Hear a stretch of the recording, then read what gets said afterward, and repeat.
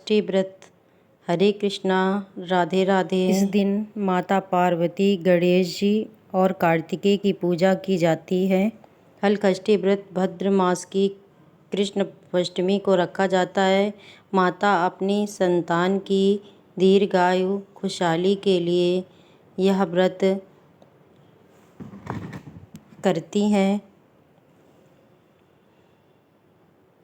यह व्रत भगवान कृष्ण के बड़े भाई बलराम के रूप में मनाया जाता है। यह व्रत करने वाली माताओं के लिए पूजा में व्रत कथा करना अनिवार्य होता है, नहीं तो इसकी पूजा पूरी नहीं होती। एक समय राजा युधिष्ठिर ने भगवान श्री कृष्ण से कहा कि हे कृष्ण, संसार की भलाई के लिए कोई ऐसा उत्तम व्रत बताओ जिससे संतान दुखी ना हो। भगवान श्री कृष्ण जी ने कहा, प्राचीन काल में सुभद्र नाम का एक राजा था। उसकी रानी का नाम स्वर्णा था।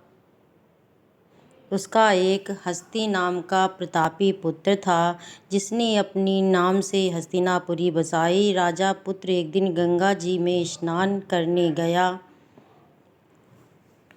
और गंगा जी में खेलने लगा। इतने में एक मगरमच्छ जल में खींच ले गया। धात्री ने यह घटना जाकर रानी को बताई। रानी ने यह सुनकर धात्री के पुत्र को पकड़कर अग्नि में डाल दिया। राजा और रानी अपने अपने प्राण त्यागने को तैयार हो गए।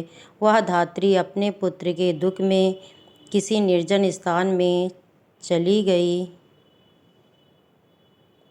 वह धात्री मंदिर में शिव जी, पार्वती तथा गणेश जी की पूजा करने लगी, जिससे कृष्ण पक्ष की अष्टमी दिन धात्री का पुत्र अग्नि से जीवित निकल आया। राजा रानी ने यह देखकर तो धात्री ने पूरा वृत्तांत बताया।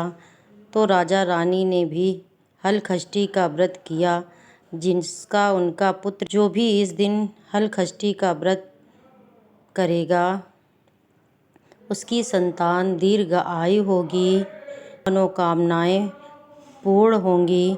जय हो हलषष्ठी मैया की।